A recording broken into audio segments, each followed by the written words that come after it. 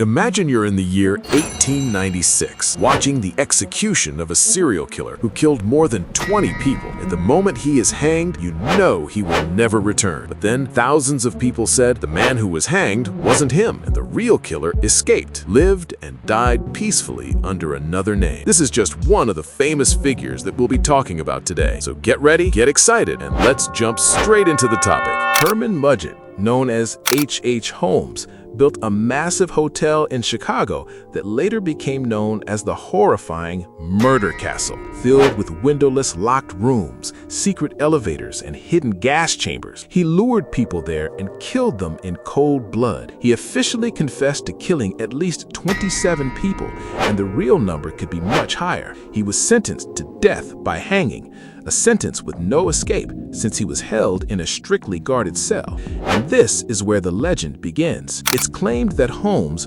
known for his sharp intelligence and his ability to manipulate anyone around him, arranged a deal with one of the guards to smuggle in the body of another man who resembled him to be hanged in his place, while he himself was smuggled out of prison under an entirely new identity. The popular accounts say he lived for decades in South America or in some unknown place, completely changing his appearance and identity. He supposedly continued writing cryptic letters to a few close contacts, letters no one has fully decoded to this day. After more than 120 years of debate, his family finally agreed in 2017 to exhume his body for a DNA test filmed for a television documentary. The result, the DNA actually matched his family line, making it likely that the buried body really was his. But despite that, many questions about the details of that final night remain unanswered, and the mystery surrounding his name for over a century has remained part of his terrifying legend.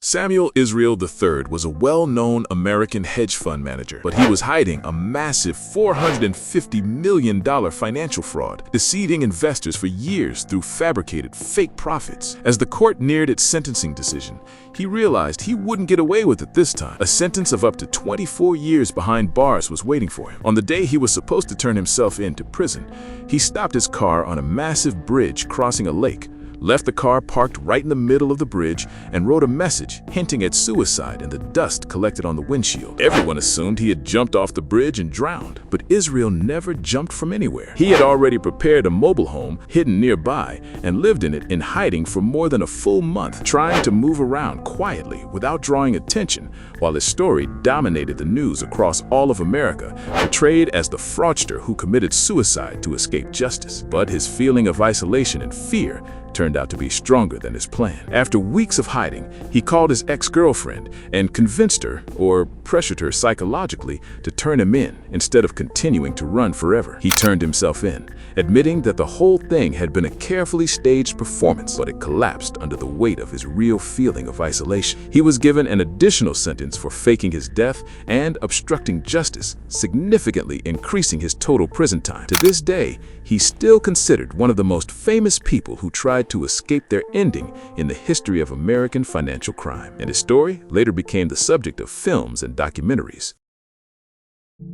Tupac Shakur was at the peak of his fame, but at the same time, he was at the center of a deadly war between East Coast and West Coast rap gangs in America, full of threats and public acts of revenge carried out through the songs themselves. In September 1996, while riding in a car in Las Vegas after attending a boxing match, an unknown vehicle opened fire on him with several shots. He was taken to the hospital, and his death was announced a few days later. But the case has never been officially solved to this day. No one has been arrested and definitively convicted of the shooting, despite more than 25 years having passed. This legal mystery alone opened the door to endless theories, especially with his famous song Crazy and other songs containing lyrics that some interpret as early hints of a planned disappearance. On top of that, recordings kept being released after his death, with the label continuing to put out large amounts of material for years, raising suspicion about their true source. Many people believe Tupac arranged his disappearance with the help of people very close to him and secretly traveled to Cuba, a country with no extradition treaty with the United States, and lived there quietly, far from the spotlight and the deadly war that had been chasing him. But there is no scientific or legal evidence confirming this theory, and the official records state that he really did die in 1996. Still, to this day, Tupac Shakur remains one of the celebrities most claimed to be still alive online, with alleged sightings of him regularly popping up in different places around the world. Jeffrey Epstein wasn't just an ordinary millionaire. He was an extremely influential figure, his name tied to relationships with political, financial, and royal figures at the highest levels of power in the world. In 2019, he was arrested on extremely serious federal charges related to an organized sexual exploitation network, and his trial was expected to expose the names of many powerful figures connected to him. Just weeks after his arrest, while awaiting trial in a cell at one of New York's most heavily guarded prisons, his death inside his cell was announced, and the official investigation ruled it a suicide by hanging.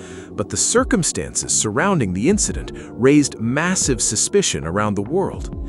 The surveillance cameras that were supposed to be recording his cell malfunctioned on that exact night, and the guards responsible for checking on him every 30 minutes, as required by the strict protocol imposed on him, admitted they had fallen asleep and skipped their rounds. A forensic doctor hired independently by his family later stated that the type of fractures in his neck more closely resembled marks typically found in cases of strangulation by another person rather than self-inflicted hanging. Because of the sheer scale of the names and interests that were at risk of being exposed during his trial, millions of people around the world believe that his death was not a real suicide, but that he was either eliminated or even smuggled out alive with the help of extremely powerful parties in order to silence him forever before he could talk. Officially, the government medical examiner confirmed the death, and there is no verified evidence proving he is still alive. But the investigations into the circumstances of his death remain, as of the publishing of this video, a subject of widespread debate and questioning, with additional investigations still being repeatedly demanded by victims' families and human rights organizations.